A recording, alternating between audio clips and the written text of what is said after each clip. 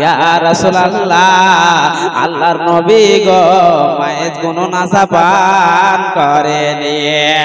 আল্লাহর নবী সঙ্গে সঙ্গে হুকুম দিয়ে দিল, এলান করে দিল, সাহাবীরা রে যাও যাও যাও, মায়েরকে নিয়ে যাও, আর মায়েরকে নিয়ে পাথর মেরে মেরে মেরে মেরে তাকে রজম করে দাও।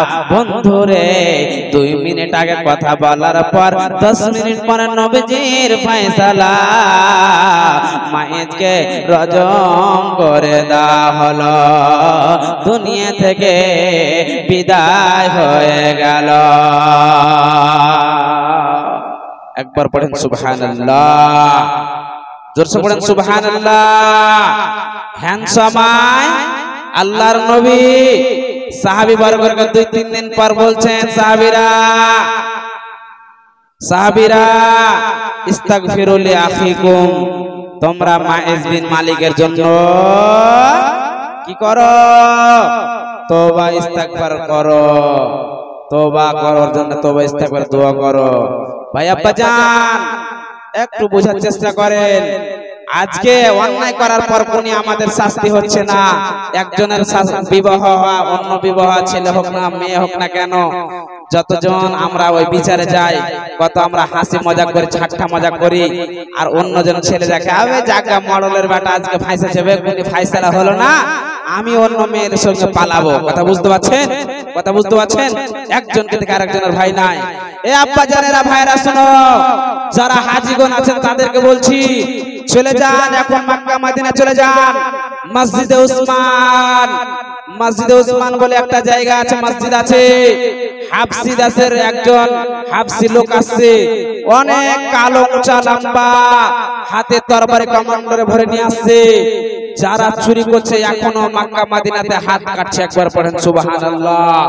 যারা জেনা করছে, অন্যায় কাজ করছে, শাদীশুদা মেয়ে ছেলে আছে, হাফসি দাসের লোক এসে ওই মসজিদে উসমানে এসে ঢুকে যাচ্ছে, আর ওকে সুন্দর করে তার কপালে তার মুখে কি করছেন পট্টি লাগিয়ে তার কমান্ডারে ওই হাফসি তরবারিটাকে বের করে এক তরবারিতে তার গর্দন ছুটিয়ে আবার চলে যাচ্ছে। প্রতি সপ্তাহে 6 দিন 5 দিন পরে এই শাস্তি দেওয়া হচ্ছে।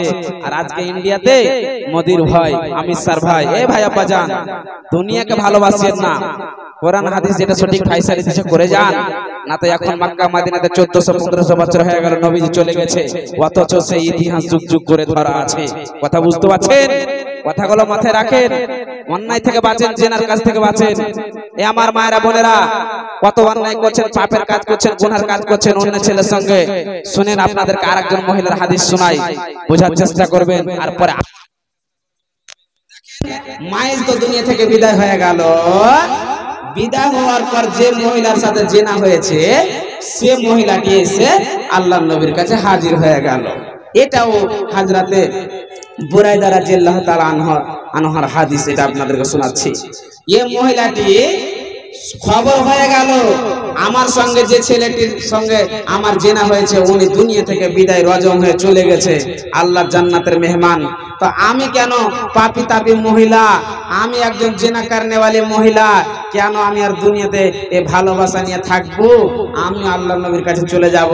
তার মন মানলো না। মা বোন দেখেন, যারা অন্যায় করছেন, ভাই আব্বাজান মা বোন শুনেন, আপনাদেরকে একটা হাদিস দিলাম, মা বোন 2-2 হাদিস দিছি, বোঝার চেষ্টা করেন। ওই মহিলাটি ভাবতে ভাবতে ভাবতে তার মন বলছে, এই পাপী মহিলা, খবরদার এরকম জেনা করে পেটে সন্তান নিয়ে আর দুনিয়াতে বেঁচে থাকিস না, দুনিয়াকে আর ভালোবাসিস না, দুনিয়াকে ত্যাগ করে আখিরাতের মেহমান বনে যা। এই মহিলাটি বন্ধু আল্লাহর নবীর কাছে হাজির হয়ে গেল। বন্ধুরে আমার, বুরাইদা হচ্ছেন হাদিসের রাবী, আল্লাহর নবীর কাছে এসে হাজির হয়ে গেলেন। ইয়া হাবিবাল্লাহ, ইয়া রাসূলুল্লাহ, আল্লাহর নবী গো, আমার একজন ছেলের সঙ্গে আমার জেনা হয়েছে গো নবীজি। নবীজি গো, আপনি আমাকে রজম করে দেন। আল্লাহর নবী কি বলছেন শুনেন, ওয়াইহাকে ইরজি ফাস্তাগফিরুল্লাহ ওয়া তুবি ইলাইহি। আল্লাহর নবী বললেন,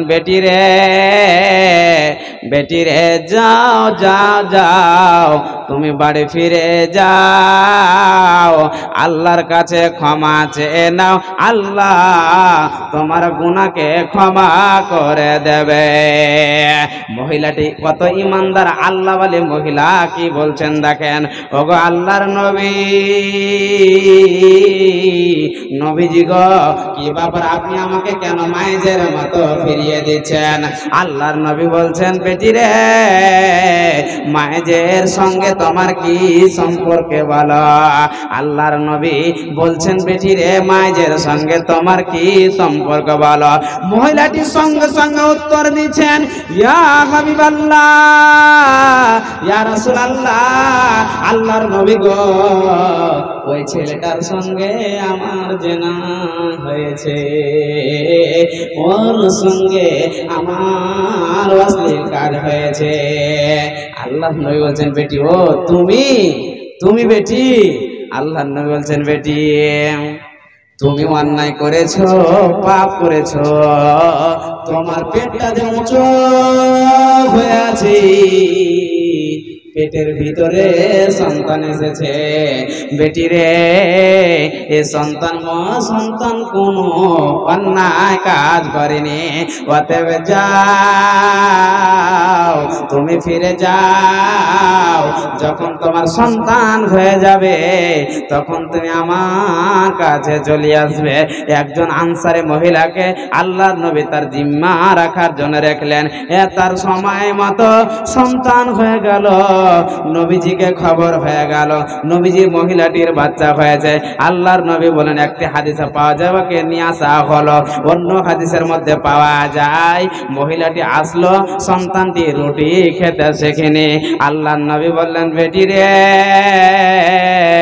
যাও যাও যাও, সন্তানটাকে বাড়ি নিয়ে যাও, যখন রুটি খাওয়া শিখে নেবে রে, যখন দুধ পান করা ছেড়ে দিবে রে বেটি, তখন তুমি তাকে আমার কাছে নিয়ে আসবে।